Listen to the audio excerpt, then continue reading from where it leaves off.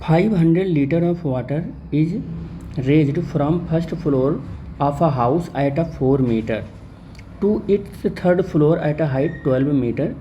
कह रहा है कि यहाँ पर फर्स्ट फ्लोर है, ये ग्राउंड फ्लोर है और ये सेकंड फ्लोर है और ये थर्ड फ्लोर है।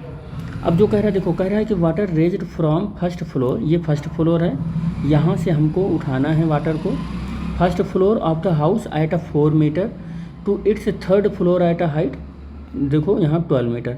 तो अगर हम H1 कह दें तो ये 4 मीटर है और H2 कह दें तो ये 12 मीटर है। अब अगर यहाँ से देखें तो H2 हमारा H1 से ग्रेटर है, यानी कि यहाँ की जो पोटेंशियल एनर्जी है U2 जो mgH2 होगी और यहाँ की जो पोटेंशियल एनर्जी होगी U इक्वल टू mgH1 जो होगा, उसमें U2 हमारा ग्रेटर होगा, U1 हमारा स्मॉलर होगा। कह रहा state whether the potential energy of the water will increase और डिक्रीज और इंक्रीज। तो बेसिकली यहीं से पता चल जा रही है कि पोटेंशियल एनर्जी क्या होगी, इंक्रीज होगी। ये तो आपको पता चल गई, पोटेंशियल एनर्जी क्या होने वाली है, इंक्रीज होने वाली है। दूसरी चीज़ फाइंड द डिक्रीज और इंक्रीज। तो डिक्रीज और इंक्रीज कह रहा है, ये तो हमें पता ही चल गया इंक्रीज हो रही है, तो डिक्रीज से हमारा कोई मतलब ही नहीं रहेगा।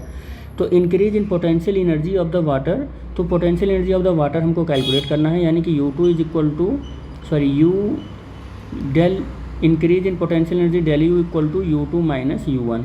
U2 की वैल्यू mgH2 और यहाँ से mg और H1 हो जाएगा, mg कॉमन हो जाएगा और H2 माइनस H1 हो जाएगा।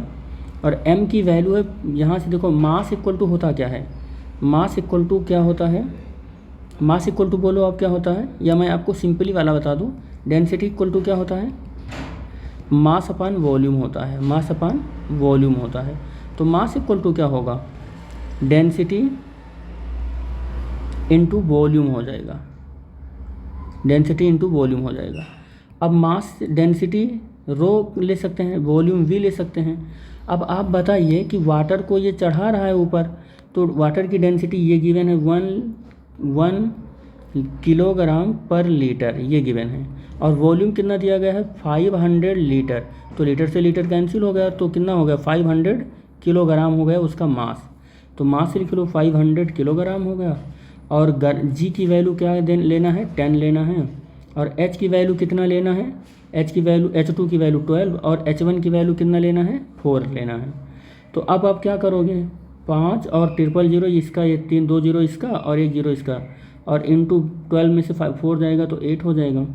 तो 1 2 3 और ये 8 5 40, ये इतना क्या हो जाएगा, जूल हो जाएगा, इतना इंक्रीज इन पोटेंशियल एनर्जी हो जाएगी। तो इसी को हम लिख सकते हैं 4 × 10⁴ जूल भी लिख सकते हैं, या इसी को 40 × 10⁻³ जूल, या 40 इंटू नहीं 10⁻³ को हम के लिख सकते हैं, इतना हो जाएगा 40 किलो जूल हो सकता है। ठीक है, तो increase in potential energy 40 kilo joule भी हो सकता है।